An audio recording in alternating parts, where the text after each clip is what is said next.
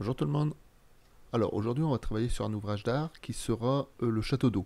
Donc on a commencé à en parler en classe et je vous avais demandé de réaliser un petit exercice. Donc moi aussi je me suis amusé à faire cet exercice. Je vais pas spoiler mais je me suis planté. Chut, chut, chut, chut. Vous avez rien entendu. Alors c'est parti. Donc pour faire ce test, j'ai pris quelques matériels. Donc une bouteille d'eau, une feuille, des outils.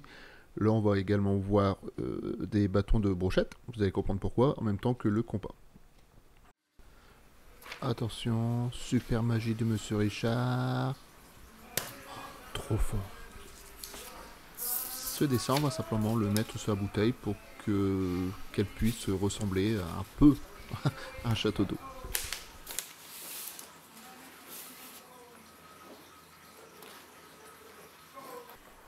Alors là, je vais commencer à percer avec le compas en haut, au milieu et en bas.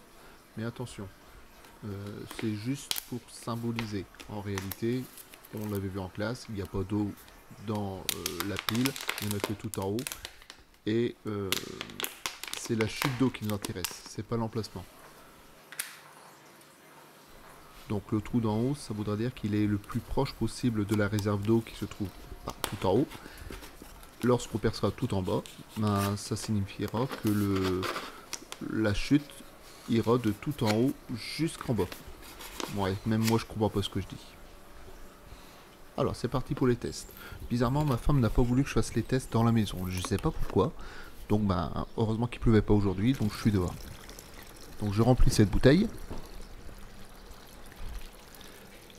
Et je vais enlever, bon je continue de remplir parce que j'avais pas pris un récipient assez gros. Alors ça y est, ça se remplit, et pas rapide Monsieur Richard. Voilà, c'est bon. Donc je vais enlever les 3 morceaux de scotch que j'avais mis pour boucher les trous. Et là on va se rendre compte que je sais pas percer. Donc du coup le dernier trou il part en vrille.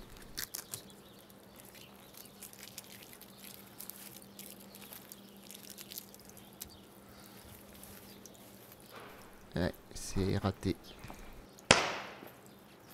Non, c'est pas grave. Donc du coup je l'ai refait. Et là pour le refaire j'ai simplement pris une autre bouteille lisse. Donc on la voit pas mais c'est une petite bouteille donc il n'y a pas de rayures comme sur la bouteille d'eau d'avant. Donc je refais le même principe. Je remplis d'eau.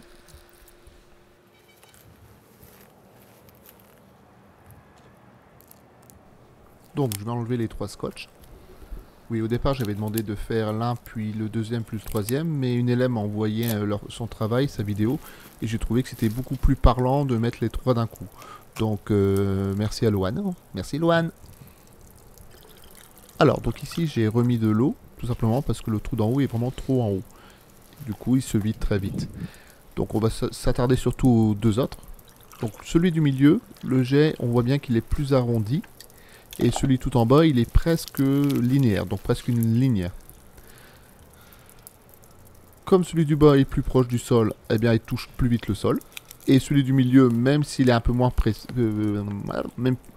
là on voit bien l'arrondi du milieu et par rapport à celui du bas. Et il va quand même plus loin. Et plus la pression baisse, plus le résultat change forcément. Donc maintenant j'attends vos expériences. Envoyez-moi tout ça et bonnes vacances. Au revoir tout le monde.